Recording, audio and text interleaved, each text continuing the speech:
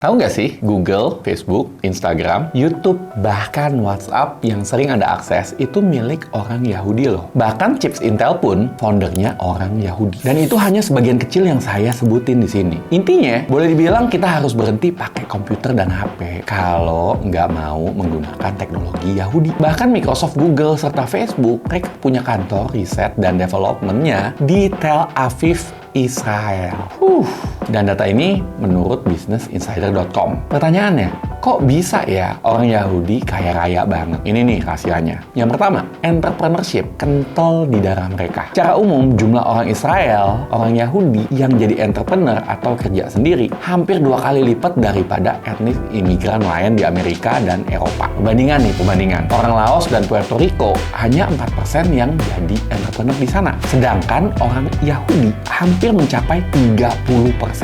Dan ini 3 step yang hampir selalu mereka lakukan. Pertama, mereka kerja dulu secara profesional, tapi selalu bersiap untuk menjadi pengusaha. Hal kedua, dalam karir, selalu menggunakan waktu luang untuk buat bisnis. Ketiga, mencari area dan kesempatan sebagai pembisnis di hal yang nggak mainstream, alias bukan hal yang udah banyak dilakukan. Kenapa kerja dulu? Karena mereka tahu bahwa skill yang dipelajari di tempat kerja bisa ditransfer ke bisnis. Kemudian, karir dan gaji yang besar dapat dijadikan modal awal untuk bisnis. Terakhir, sebagai profesional, tentunya akan memberikan network dengan profesional lain dong, yang juga punya uang, pengetahuan, dan ide. Selain itu, dengan bekerja sebagai profesional, orang Yahudi tahu akan jeroannya informasi detail di industri, masalah, dan juga kesempatan yang bisa dijadikan sumber ide guys, untuk membuat sebuah bisnis baru. Orang Yahudi selalu menyediakan waktu luang untuk bisnis, karena mereka belajar dari sejarah, di mana di tahun 1939, orang Yahudi terlalu percaya ke Nazi Jerman, bahwa skill mereka akan selalu berguna,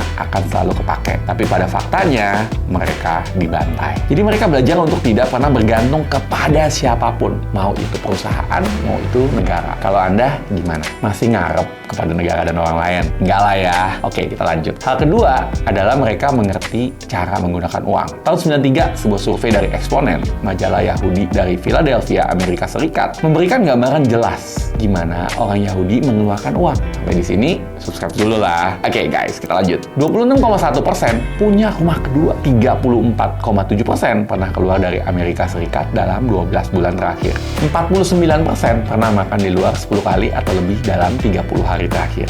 Dan 21% join klub olahraga guys. Orang Yahudi mengontrol keuangan dan membangun kekayaannya. Mereka nggak merokok, menjaga kesehatan, dan jaga makanan mereka. Walaupun Howard Schultz, pemilik Starbucks, adalah Yahudi, mereka menghindari ngopi di kafe untuk berhemat. Mereka juga tahu kesehatan itu mahal harganya. Menabung dan hemat adalah hal umum buat mereka. Bahkan buat mereka yang udah tajir melintir, udah jadi miliarder. Anda bisa lihat Mark Zuckerberg, biasa cuman pakai kaos saja. Buat Yahudi, kekayaan adalah alat untuk bisa hidup. Tanpa uang, Yahudi ngelihat dirinya sendiri seperti telanjang di depan musuh mereka. Yahudi juga nggak bercerai dan nggak suka kawin. Tingkat perceraian mereka hanya 12% guys. Bandingin dengan rata-rata 50% perceraian di Amerika Serikat. Mereka paham, ngerti bahwa perceraian adalah hal yang mahal. Kawin juga mahal. Nah, bagaimana dengan Anda? Terakhir nih, mereka diperbolehkan untuk menjadi unik dan kreatif. Judaisme membuat sebuah model yang membolehkan orang Yahudi untuk berpikir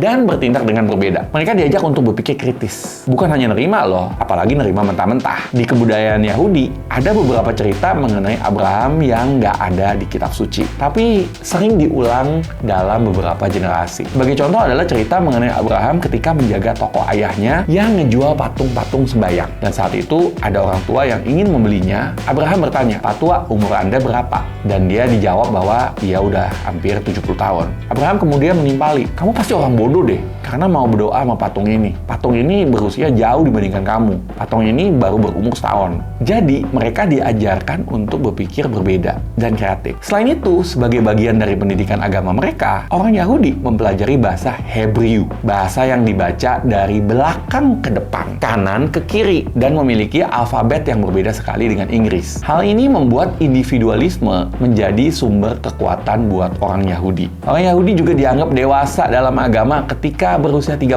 tahun dan akan diminta untuk membaca dari Torah atau kitab suci Yahudi dan memimpin misa Sabat keluarga mereka yang akan menyelenggarakannya. Dan bar mitzvah atau bat mitzvah, sebutan untuk remaja laki dan perempuan ini, akan menjadi pusat perhatian. Disuruh ngomong di depan umum dan dididik menjadi dewasa, bertanggung jawab, dan memimpin jauh lebih cepat daripada anak pada umumnya. Dimana bisa aja kita sering temui ya, remaja berusia 17 tahun bahkan lebih, masih sangat dilindungi dan berperilaku kayak anak-anak. Gimana? Pernah ngeliat nggak orang seperti itu? So, ini adalah 3 hal yang dapat dipelajari dari cara kaya orang Yahudi. Semoga ada yang bisa diambil. Ambil yang bermanfaat, buang yang tidak berguna. Saya Coach Chandra, salam miliarder.